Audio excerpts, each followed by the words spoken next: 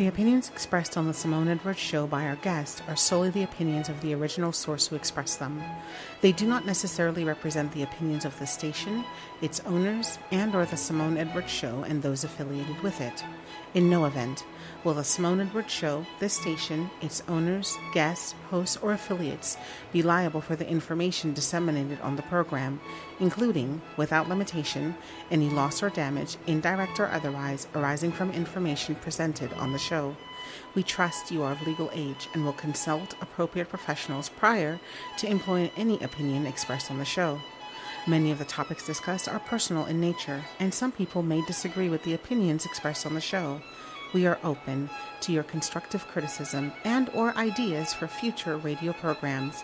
Please feel free to email us at the Simone Edwards Show @gmail.com. Again, that's the Simone Edwards Show @gmail.com. Good morning, everybody. It's Simone of the Simone Edwards Show. I'm here with Pastor Marty Martin from the Door of Hope Christian Center? Christian Church. Christian Church here in the city of San Diego.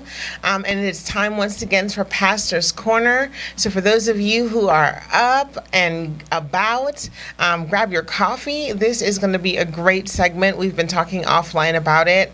Pastor Marty's going to be talking to us today about what we think. And he's got some great reference material here in front. So for those of you who are watching via our Facebook Live feed, if you're online and you're listening, we invite you to check out our Facebook Live feed, and you will see these books here so that you can write down the names of them, because it's always great to get book references from people who are actually living it out. So before we go any further and jump off into the deep end, let's get to know Pastor Marty a little bit. All right. So you are actually a native San Diegan. That's right. Grew up right here in San Diego. I was born in my mama's apartment. So wow. Yeah, they got there too late. So by the time the taxi or the ambulance got there, I was already out and ready for life. And that was over off of Ocean View Boulevard. Oh, wow. And I grew up over in the Barrio Logan area. From preschool to second grade, I went to Stockton Elementary, which is now the King Chavez Chartered School off of 30th Street. And then moved to Logan Heights. Grew up off of 47th and Magnus. I grew up on Magnus Way in an area they call the Hatfields. Okay. And went to Knox Elementary School, and then went to Gompers from 7th through 12th grade. Took an ROP class at Lincoln High School in early childhood development before going off to college at Point Loma Nazarene. Wow. Where I did my undergraduate work. So all my life has been here in San Diego. So everything is San Diego. Yeah, my home church is in Barrio Logan on 28th and L Street. I grew up at the home church. We call it the home church, Greater Apostolic Faith Temple Church, under the late Bishop Charles Taylor, and then under Pastor Dwayne Shepherd, before we launched out and started our work in 2006. So, yeah. Wow. I'm a San Diegan, born and raised. So have you traveled outside of San Diego at all? Oh, traveled, yes. I love getting out of San Diego, but I love coming home. There's no place like San Diego. Oh, but I've been blessed.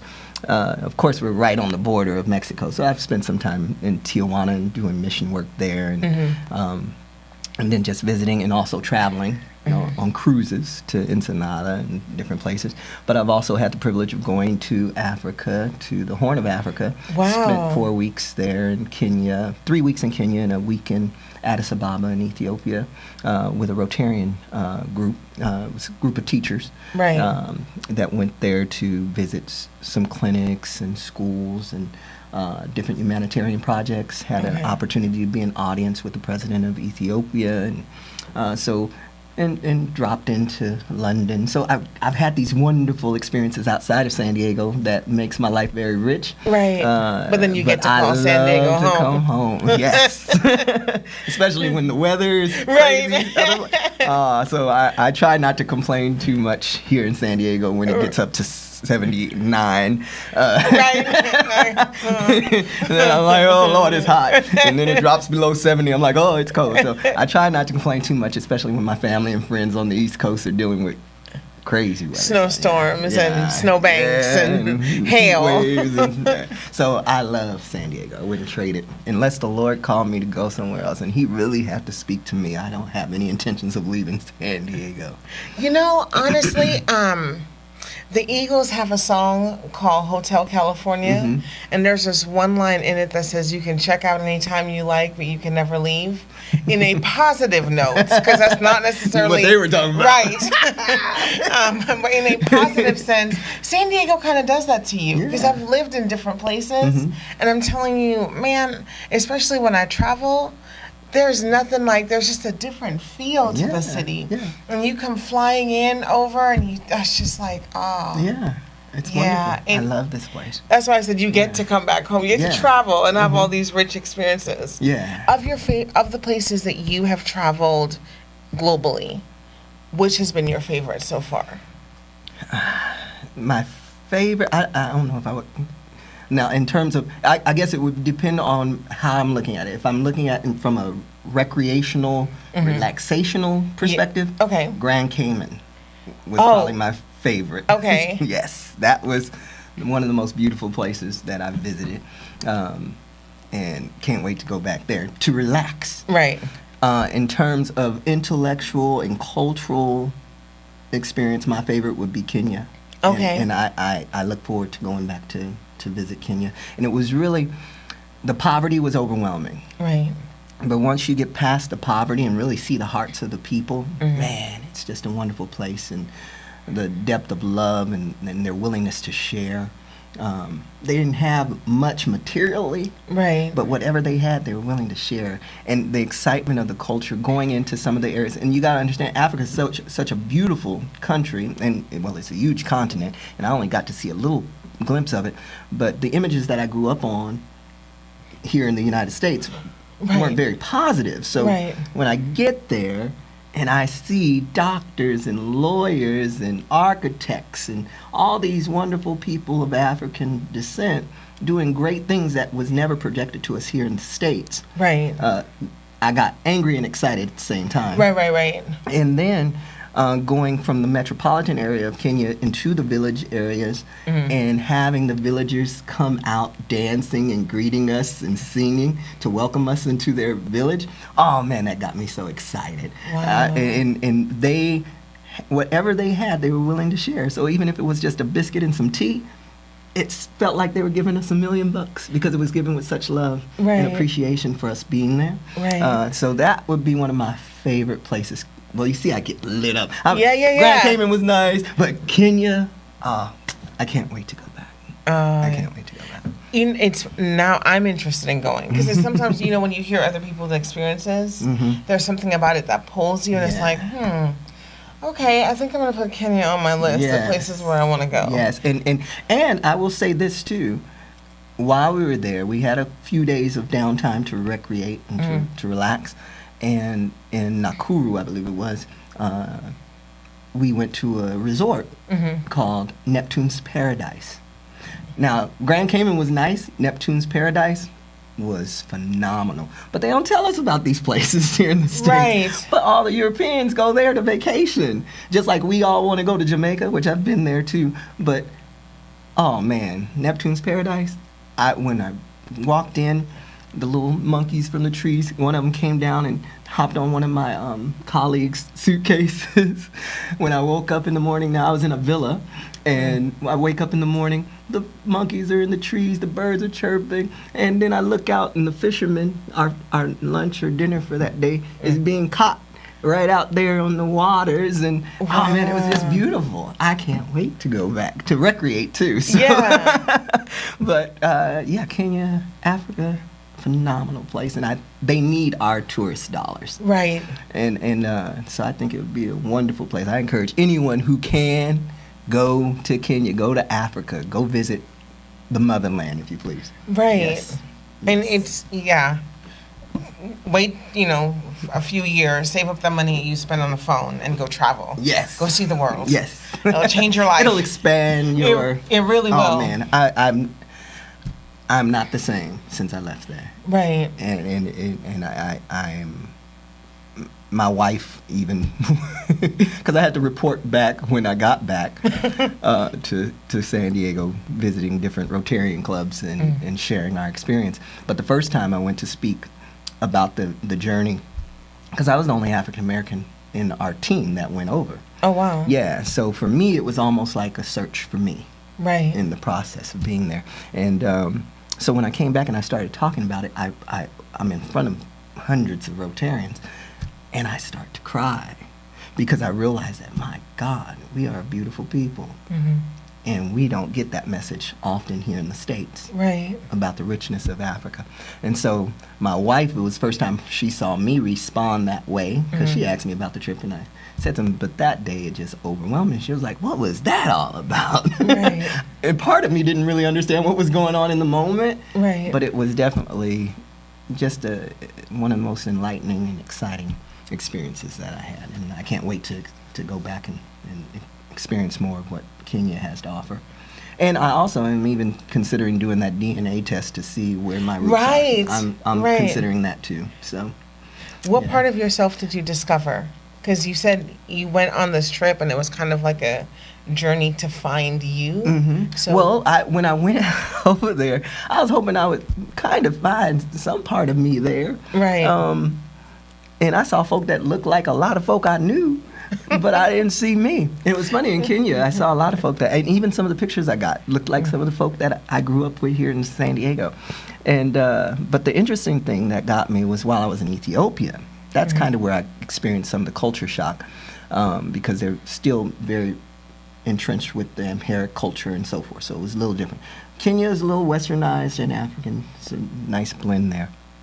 But I went to visit a church because we were there during springtime, so Easter had come and so forth. So I tried to get to a service while I was there. And one of the young men who kind of escorted me back to my host family's home, while we were walking and talking, he asked me where I was from. Mm-hmm. And I told him, San Diego, California. He was like, no, where are you from? I said, San Diego, California. It's a city and a state in the United States of America. He's like, no, where are you from? Mm. And I went, are you asking about my tribal heritage? Mm. And he was like, yeah, where are you from? And I said, I do not know. And he went, how can that be? How do you not know where you're from? So I had to give him a quick history lesson about the United States. Right. But that definitely, and the other thing about Ethiopia, when I got to Ethiopia, when we got off the plane in Ethiopia, our two greeters, one was Ethiopian gentleman and one was Egyptian gentleman, they were helping my colleagues, and they kept walking past me. And our business card had all of our pictures on it.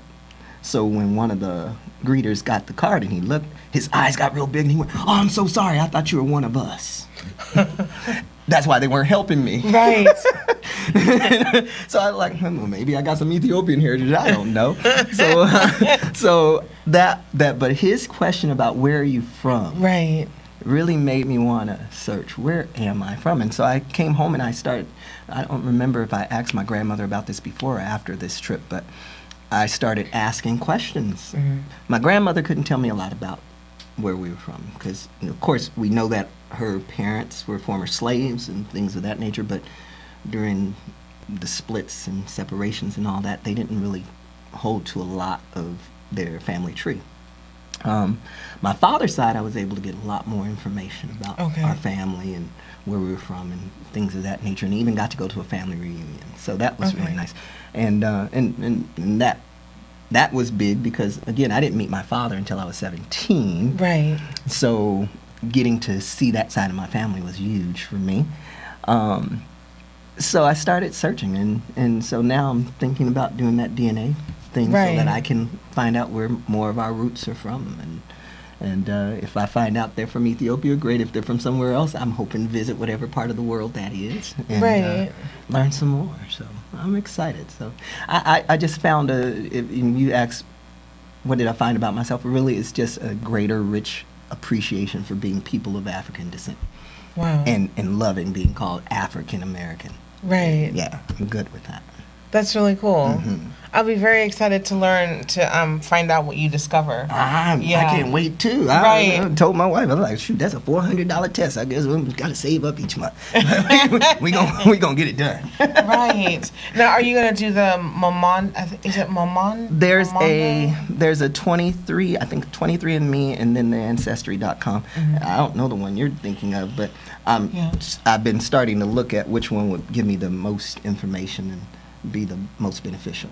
I think, if I'm pronouncing it correctly, the Momondo one, they did a Facebook campaign where they were the ones that started out with the commercial where they had all these people in a room and they were like, where are you from? And everyone starts out like, I'm from Ireland and I'm from England and I'm from Africa and I've been here. And they were like, okay. And they had, they did this, I think they swabbed the inside of their cheek and then did the test.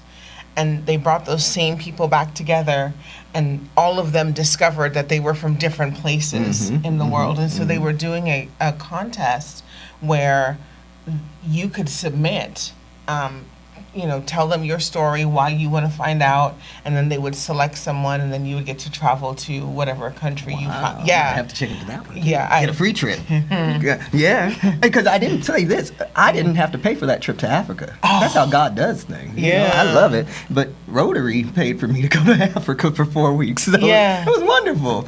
It was wonderful. So God will open that door, and I'm going to look into that. Get another free trip somewhere. Yeah. So if I'm pronouncing it correctly, I think it's Momondo or Momodo. Okay. Yeah. So I recently discovered 23andMe. And so I'm more so interested in the international ones because, not being from here, Ancestry.com would do nothing for my search. Actually, Pastor Billy Robertson, he did the Ancestry.com. Really? And he was really happy and excited with it. Okay. We have someone in studio who's done it, so that's the offline conversation. Ah, awesome. Okay. Yeah, and what did you... Okay.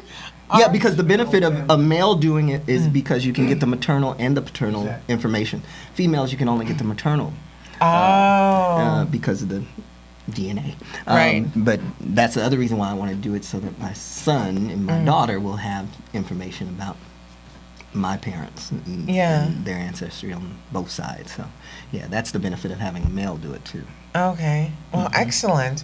All right, you guys, we're going to take a break for station identification. When we come back, we are going to be talking with this dynamic pastor about what you think and how you think and ways to improve your thinking. So stay tuned. We'll be right back.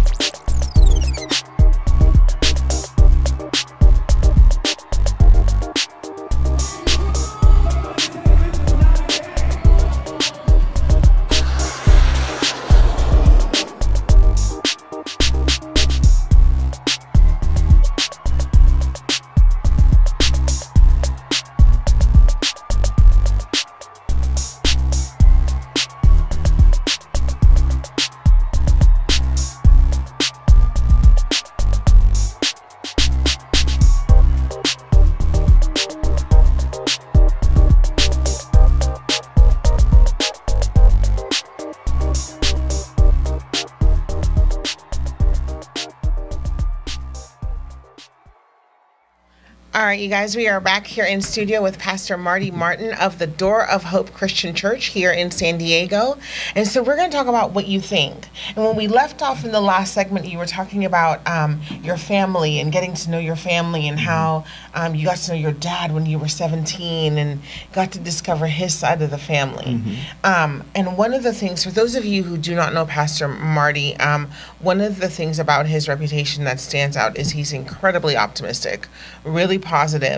And so was that your upbringing coming up? Were you raised in like the super positive environment? No. All of my family, we weren't all sitting around the table sipping tea with our pinkies up. No. and speaking in British dialect.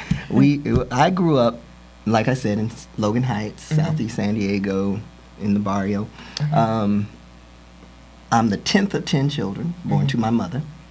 I'm the youngest, but my older brothers, 3 of my brothers were raised in Maryland, where my mother's originally from, and which was also an interesting thing in terms of journey and so forth, because Annapolis is where the slave ships used to come in, and so I got to, when I went to my grandmother's funeral, got to go and visit that area, which is now a memorial to those former slaves and to Alex Haley and different ones there. But my brothers were raised, my oldest 3 brothers were raised there. The rest of us were raised here in San Diego. But I had brothers in and out of gangs, sisters on drugs, and just a whole gamut of things that were going on. My mom started taking us, and plus, like I said, I didn't know my father. Right. I knew of my father. Right. And occasionally would talk to him on the phone, but I had never seen his face until I was 17. Wow. And so having that kind of dynamic around you, we were fortunate my mom started taking us to church when I was 6. And that was my safe haven. Church and school were my sanctuaries. Right. And so, and I believed what I heard the preacher saying and what I was taught, and started walking in it. And that made the difference for me, being in an environment like I described. It kind of sheltered me in a way, because I just believed that there was something more for me, regardless of what was going on in our lives in the present moment. And it helped me to pursue something greater. And so I was not a 4.0 student in school, but I was a good student. Okay. You know, I called us in the middle.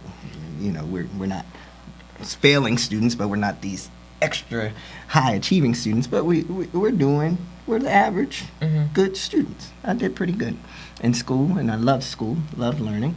And church, that was back in the day when I was at church almost 7 days a week, especially once I became really involved in church. By the time I was 13, 14 years old, I was at church pretty much Tuesday through Friday and all day Sunday. Wow. And loved every minute of it. I still love church. I miss those days, actually. A lot of people are like, I'm glad we don't have to be. I miss those days. And it really was about the relationships that I built with the people there. I had a wonderful music ministry that I grew up in, a wonderful youth ministry that I grew up in, and just great leaders. And not having my father, I had some great men who were great examples for me of how to be as a husband and a father and as a man of God. And so I loved church and loved being brought up in that environment, and also hearing that I could do all things through Christ who strengthens me, and that there's nothing impossible for God. And so I just embraced all that, and that the king's heart is in God's hands. So in terms of prejudice and all that stuff, I didn't worry about it, because if it's for me, it's for me, and God's got it for me. So even the most prejudiced or bigoted heart will be wondering, why am I helping this person that I don't like? Right. Because God's got the king's heart in his hand. So it's not that he's going against their will. There's just something that God can tug on the hearts of even the most hearted hearts and turn it into a heart of flesh. So that's how I approached life, that I can do this. Right. I can do this. And so I was definitely, in terms of high achiever, I was very driven. I wanted to be successful. I was hoping I would be able to retire by the time I was 35, but life happened.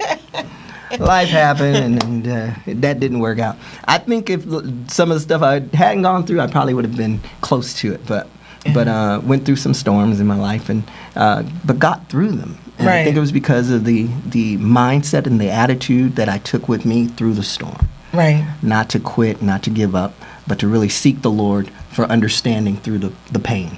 Right. So that I could grow from it.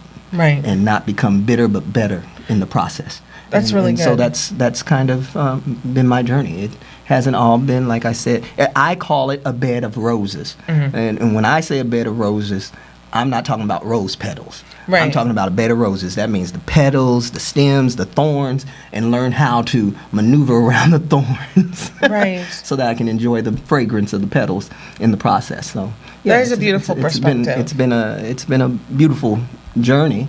It hasn't always been pleasant, but I thank God for it. One of the things that I'm going to pull out and highlight as a key in what you just said is, we often hear people say, grow through your storm rather than just go through it and be bitter but not better. And I've always been the kind of person that was like, okay, but you need to give people the how. Don't just tell them what to do. Don't just tell them why they need to do it, but tell them how to do it. Right. And I like the fact that you brought out, in the midst of your storm and in the midst of your pain, seek the Lord for understanding so that you can. That's how a person grows, and that's how they become better rather than bitter. It's, God, what is it that I need to get from this? What is it that you're trying to teach me? What do I need to do? That whole thing. Yeah, and you, like I said, I was very driven as a young man, which most young people are as you're building your career and getting your education and all those things. So I was very ambitious, and I was going for it. And I was first of my mama's 10 kids to finish college. And all these wonderful things are happening. And bought my first house before I was 25. And everything was looking up, And then my wife at that time decided she didn't want to be with me no more. Oh, Lord, my world was crumbling. Right. I bought this beautiful home on a quarter-acre land, 3 bedrooms through. It was a beautiful house. Right. Beautiful house. Right. Beautiful house. Beautiful house. And I ended up in an apartment not too big, not much larger than your studio here. and I remember being in my little bedroom in that little apartment, praying and asking the Lord why, and also asking Him to show me what's going on. And he said, "You remember you asked for my anointing." And I was like, "Oh, well, the anointing comes with a press." When I said, "Lord, I wanted your anointing," I was being honest with you. I said, I really just wanted the glory of the anointing. I was a young evangelist, started preaching when I was 14. Right. So I got to preach to hundreds and sometimes thousands of people, and I like that part of the anointing, But no, there's this press. And I'm like, okay, I did ask for your anointing. And then I said, well, why am I going through this? And it was because I had to overcome some fears. I had to overcome, and this was crazy for me to recognize this, but I had the fear of failure, the fear of conflict, and the fear of rejection. Wow. And I had to deal with all of them in this situation. Right. And somebody said, fear of failure, Marty, you finished your degree, you were doing this, you're doing that. Right. Well, I was doing a lot of great things, but what was driving me is because I thought that my success is what made me who I was. Right. Well, my success, my degrees couldn't save my marriage. The house couldn't save my marriage and my situation.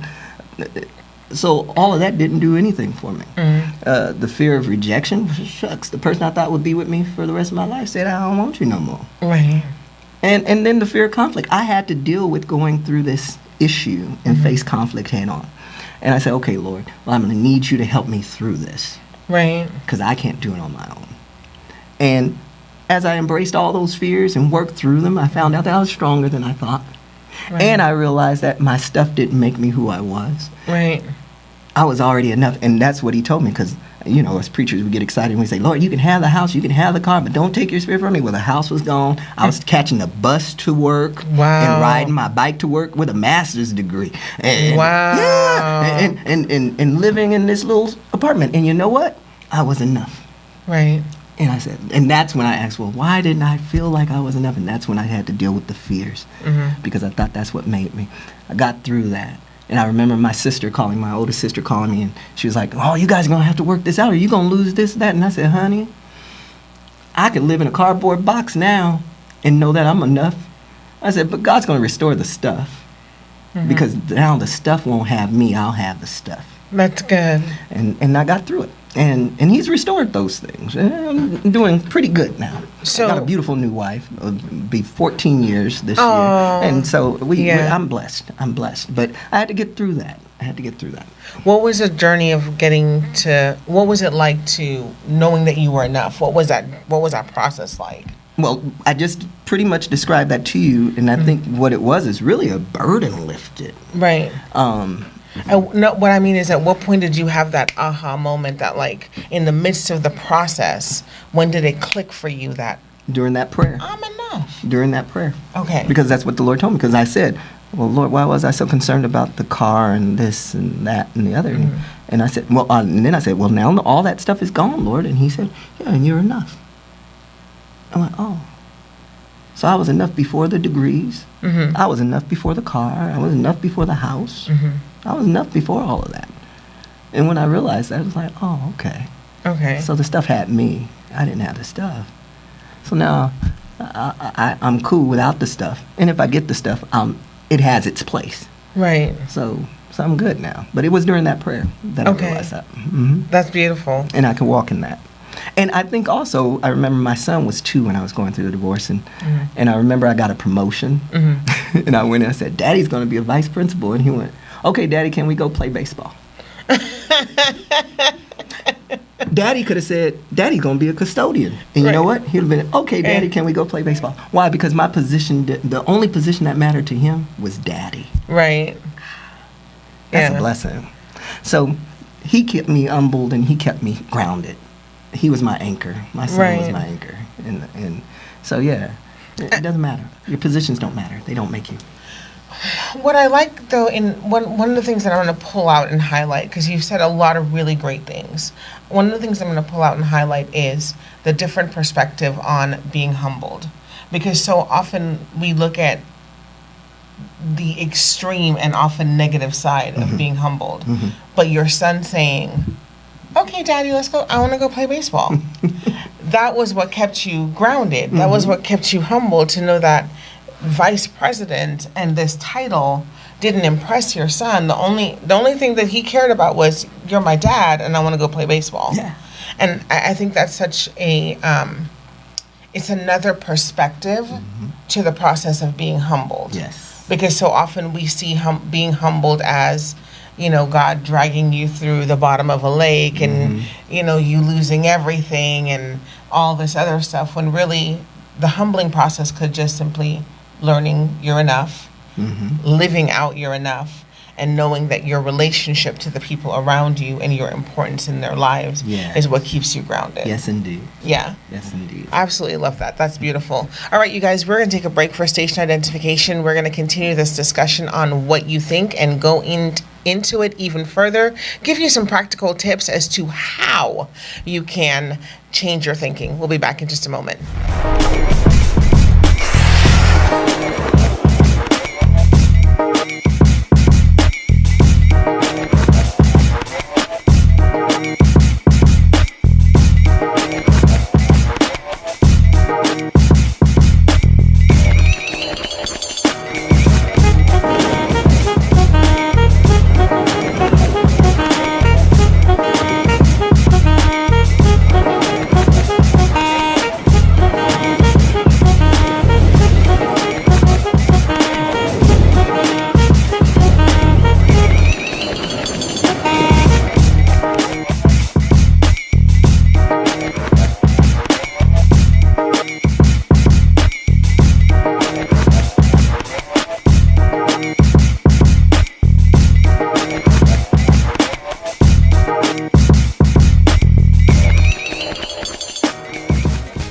All right, we're back here in studio with Pastor Marty Martin of the Door of Hope Church here in San Diego, and so we're continuing our discussion on what you think.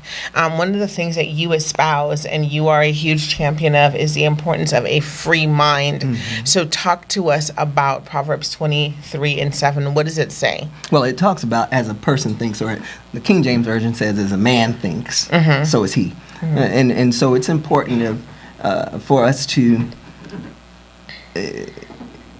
we used to say, you are what you eat. And I like to say, you are what you think. Okay. And so what are you thinking about yourself? And when you, going back to even my own personal testimony, when I thought that my success in my positions and possessions is what made me who I was, when those things were gone, then who was I? Right. And so it's a matter of discovering who you really are outside of the stuff. Right. And so what do you think about yourself? What are you saying about yourself?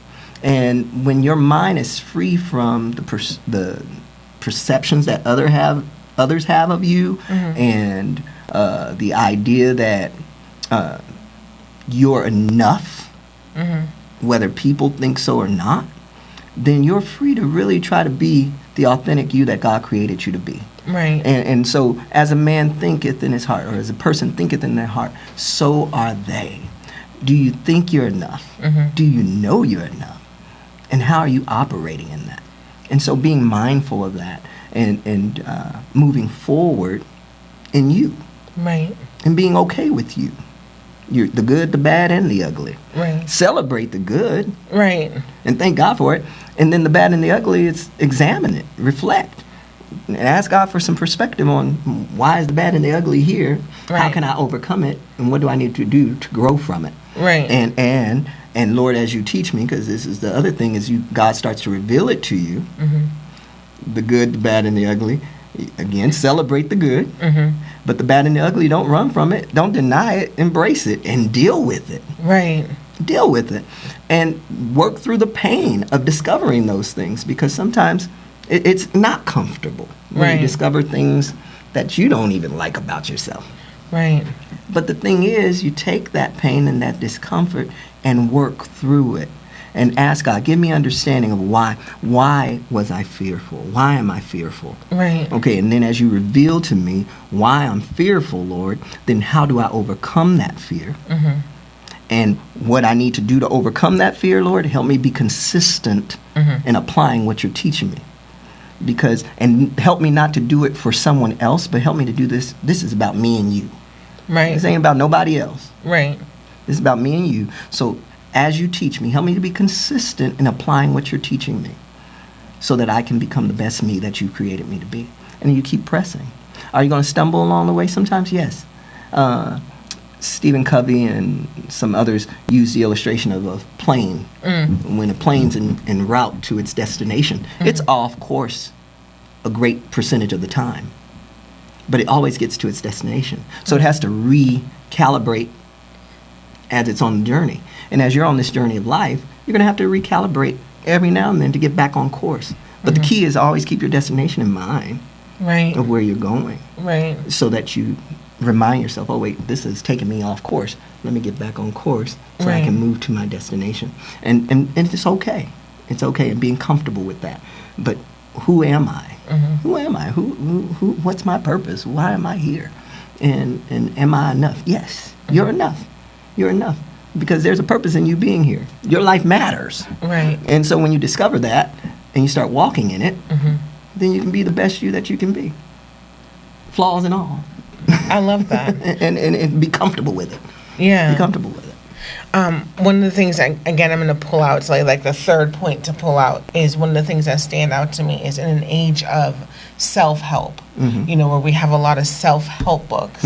One of the things that you're presenting to us that's very unique is in this journey of discovering yourself, get God to help you. Yes. And so it becomes about God help. You know, it's on your journey to discovering who you are. It's not dismissing who you are as a person. It's not putting your personality and your makeup and all that stuff to the side and becoming this clone of what other people think you should be.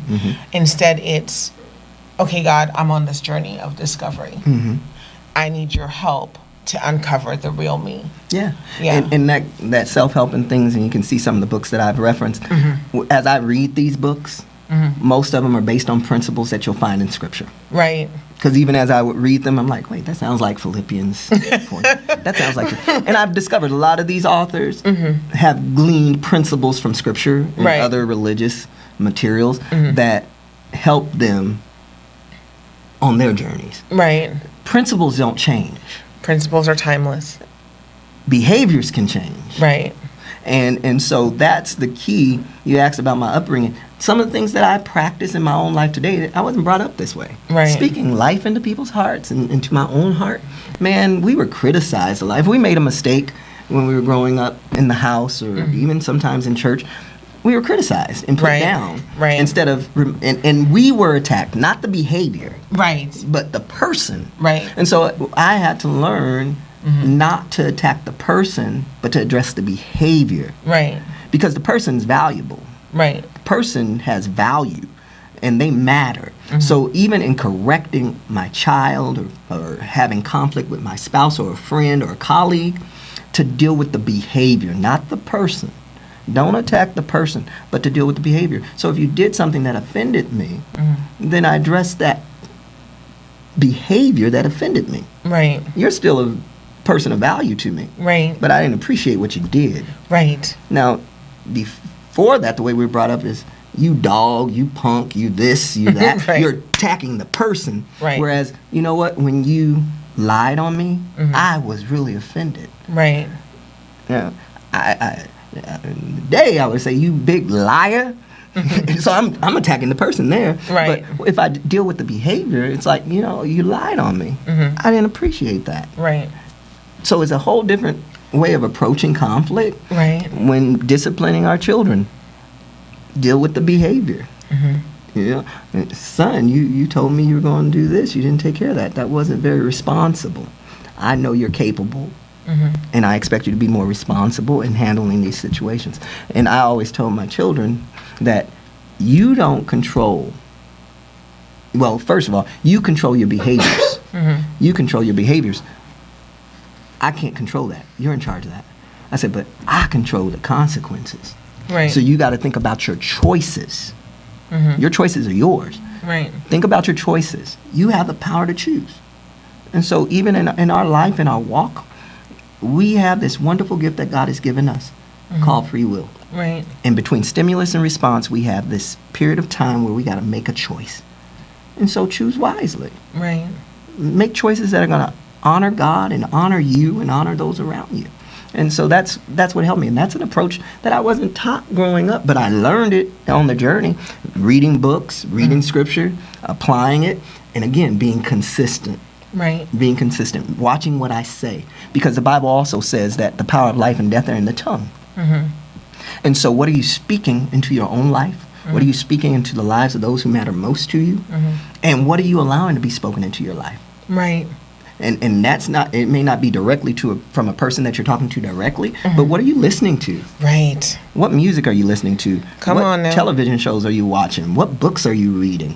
What are you allowing into your eye gates and your ear gates and your mouth gates that affect you? They do impact you. Right. They do impact you. And so it's that old computer adage, garbage in, garbage out. Well, same thing. Good in, good will come out. So what are you sowing? What is your spiritual and mental, intellectual diet on a regular basis? Because that's what you're going to get out. Right. And so if you wake up every morning filling your heart with good, your day is going to pretty much be pretty good overall.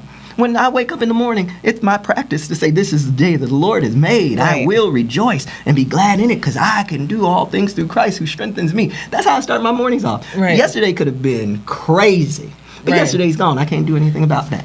It's over. Tomorrow isn't promised, so I can't worry about the future. Right. But I got today, and this is a gift. So this is the day the Lord has made. I'm going to rejoice and be glad in it. I can do all things through Christ who strengthens me. And reiterate that to myself and start the day off right. My mornings, since the recent election, I don't watch as much news as I used to. Oh, yes. Because I found myself earlier in the year getting really worked up and tense, and I was like, what is going on?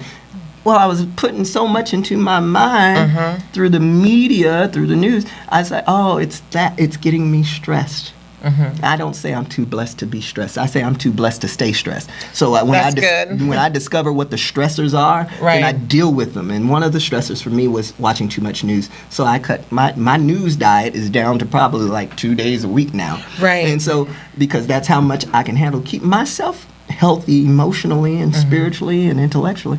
And I fill that time with other things that are going to help build me up and edify me and edify those around me. I even cut off Facebook off my phone. So I go on Facebook diets. Right.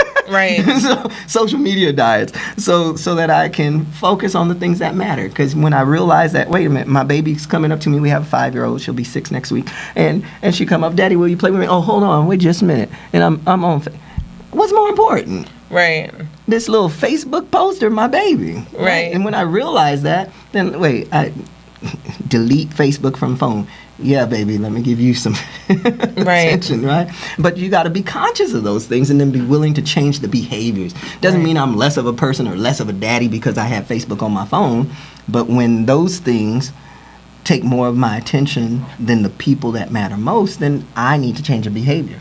So I had a choice. Right. I can continue to be on Facebook or social media and ignore my daughter, or I can choose to give my daughter the attention that she deserves and needs from her father. Right. Because there's going to be a day that she ain't going to be asking Daddy to come and play with her. And so there's going to be a day when you're going to want. Right. So when our children invite us into their world, we need to go in. Right. And when they're young, so that as they get older, they'll keep inviting you into their world. And so that's kind of the way I've approached life. And I think it's been a blessing being an educator and being taught ways of connecting with children. I use those same practices in my parenting. And when my son would invite me, I didn't like video games, but he would say, Dad, come and play a video game with me. I'd go and play with him. Why? Because that's his world. Right. And now he's a young adult, and he still invites me into his world. Right. Because when he invited me when he was younger, I went in. Right. Right? And so we continue to, those are behaviors. And anybody, you can change behaviors. Right. The essence of who you are should only be enhanced. But behaviors, that can only be enhanced when you change behaviors, which means you have to change your thinking. Right. You have to change your thinking. And because every word, every action is always preceded by a thought. So you have to think, what am I thinking? Right. What's on your mind? What's driving your decisions? I love that. Again, a wealth of great information. One of the points I'm going to highlight just as far as relationships, and I was thinking about even parents, just to speak to the parents. And I know I'm not one, but I need you to listen to me. One of the things that Pastor Marty really brought out is the importance of taking that invitation when they're young. Because so often, I think sometimes parents can be guilty, or adults can be guilty of doing that backwards. It's, no, I'll get to you when I have time.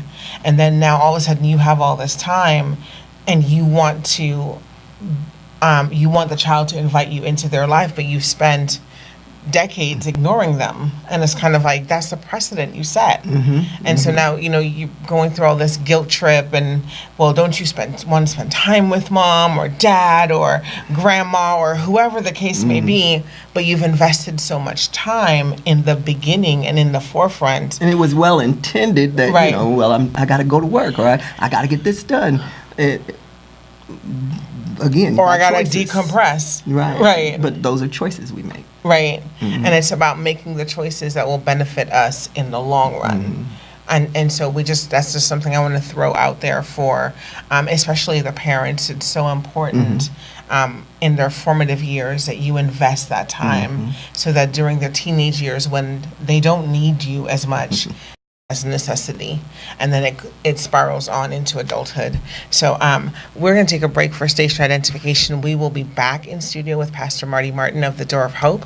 We're going to find out, we're going to give you information for those of you who are listening now and who will listen a little bit down the road, how you can connect with this dynamic man and his wife and even become a member of their church. We'll be back in just a moment.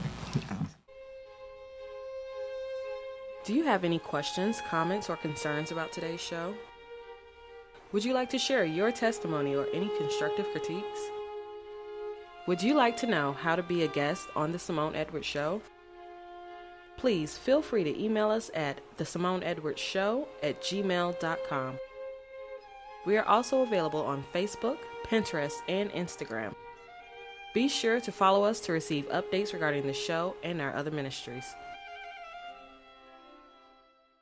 Hey everyone, we are headed towards the top of the hour. We're in studio and about to close out this interview with Pastor Marty Martin of the Door of Hope Christian Church. When we left, we were last talking about parents and just making sure that you take that time for your children's life. When we went offline, Pastor Marty brought up some really good points. So I want him to talk about the difference between effectiveness and efficiency. Yes, and what that gleans from is Stephen Covey's book, 7 Habits of Highly Effective People, to think effectiveness with people and efficiency with things. Oh, that's good. Because we talked about how sometimes with the best of intentions, parents, we have things that we have to get done for life to continue, right? But sometimes we put those things above the person. Right. So finding that balance is hard, and that goes again to the airplane scenario, that sometimes you're going to be off course. You just have to recalibrate and get back on course. And the same thing when you're dealing with people. You got to think effectiveness with people and efficiency with things, because people are more important than things. And that's so good. And like the social media example I gave, melody's more important than social media. And because I've said that to her, she even comes to me sometimes, and if I'm trying to watch TV, just to watch, she goes, "Now, Daddy, is the TV program more important than me?" and see, I taught them these things, so they're internalizing it. I'm like, and so I have to explain, and then I got to give her some time, right? But effectiveness with people. And I've even asked my son, who's now 19 and sophomore in college, what do you need to feel loved? And I didn't bring that book with me, but the 5 love languages. I've even talked to my son about that. Is what do you need to feel loved? And for him, it's time. It's time. And it doesn't matter what we're doing, but spending time, making him a priority is important to him. And so I have to even be cognizant of that with him being a young adult now. Right. And but think effectiveness with people and efficiency with things, because people are more important than things. Here's one of the things that I just, again, highlight point number, I think 5 now. Wealth of information, highlight point number 5, that is so vitally important, is you ask the question. And so often in relationships, especially when there's this sense of, we can defer to order, right? And who's more superior in the relationship or has the superior position. And it's so easy to default to, well, I know what you need. And one of the things that I really appreciate hearing was you say to your son, what do you need to feel love? Rather than, boy, I'm your father, I know you, I know what you need. It's like, here, you need a video game, and he's kind of like, yeah. Okay, thanks, Dad. Yeah. And then, there's this offense because you don't appreciate what I'm doing for you. Right. But did you take the time to ask what you need? Yeah. Yeah. And you make a point about position. I always tell people, even my staff, that value, as far as value is concerned, we're all on the same level. Yes. Everybody, I don't care what your position is. Amen. Even within the church. Everybody's on the same level when it comes to value. Amen. Everyone's to be treated with dignity and respect. Amen. Now, we all have different roles to play, and we have different levels of authority and responsibility, but as far as value is concerned, we're all on the same level. And that's the approach that I take with my children. As I learn more about love languages and how to help someone feel loved, is because we all have the tendency to love people the way we need to be loved. Right. And we wonder why they tripping when we're trying to love them, but you're not loving them the way they need to be loved. Right. And so, I ask. Right. I ask, how else am I going to know? Now, in terms of parenting and so forth, that's a part of my parenting, but there are times, and I've had the conversation, and this thing, having that conversation with our children. When he was entering adolescence, we had the conversation that, you're becoming a teenager, and your friends' opinions and thoughts are going to be very important to you.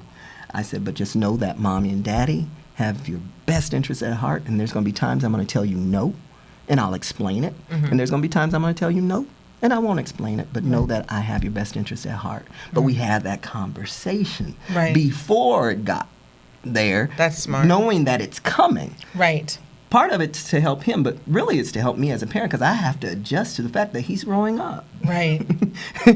He didn't have a problem going to middle school. I did. He didn't have a problem going to high school. I had a problem with him going to high school. He didn't have a problem being in college. I had to adjust. Really, It's the person between my two ears that I have to deal with. And most of us parents have to do that and recognize it's not our kids. It's the person between our own two ears that we have to work on. If we, again, that's embracing the pain and the discomfort of change and dealing with it, not denying it. Because I grew up in a house when we got mad at each other, either we put each other down or we'd sweep our frustrations under the carpet and never deal with it. I didn't want that for my family. So I had to learn to embrace the pain of conflict and work through it. And I thank God for the wife that I have now. Heather is not one to back down from conflict. She's going to tackle it head on. And so she won't allow me to isolate and go into myself. We have to talk and work through it. And so same thing we do with our kids.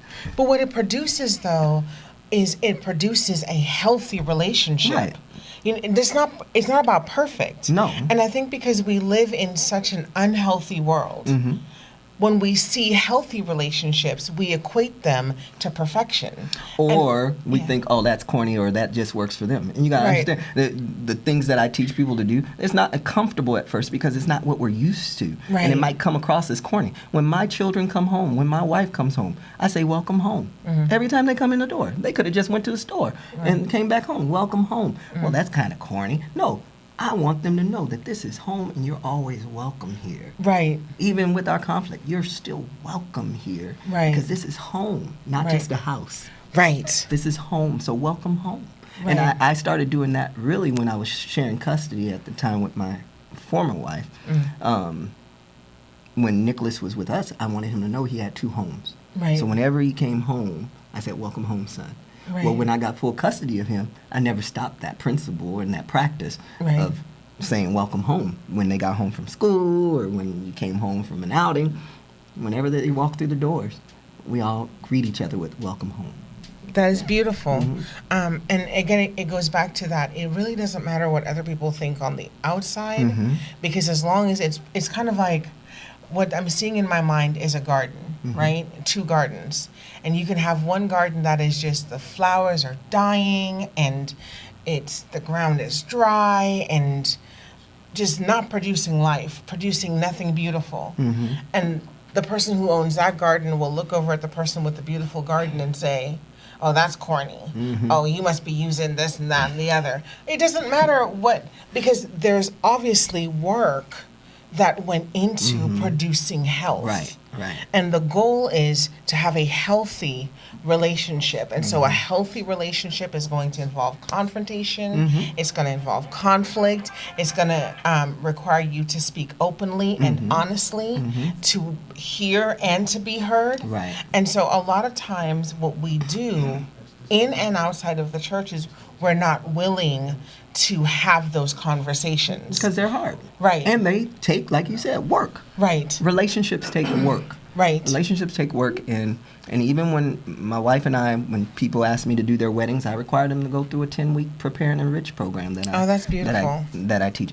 And I've had a couple of couples decide that they weren't going forward, which was good. I'd rather you say no now than to say I do, and then next thing I know, you're in divorce court.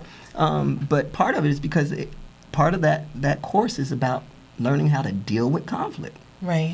And how to communicate effectively. And you discover some things in the process.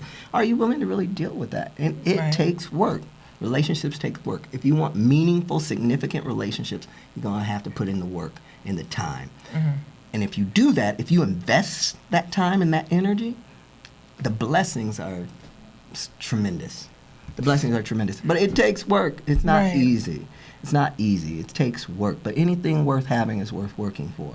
So what are you willing to work for? And again, that's your thinking. You put in all that time to get a degree, put that same kind of time into your relationships. You put all that time to get that promotion, put in that same kind of time to build those meaningful, significant relationships with the people who matter most to you. And it'll pay off. And some of that comes from 7 Habits of Highly Effective People. I think that's one of the biggest things, like you said, listening to hear the other person's perspective. One of the principles that Covey talks about is seeking first to understand, then to be understood. And that takes listening. And really listening with the intent to understand the other person's perspective. Understanding doesn't necessarily mean you agree, but at least when you respond, you'll respond with understanding instead of reacting. You know? And so that takes work. It's so true.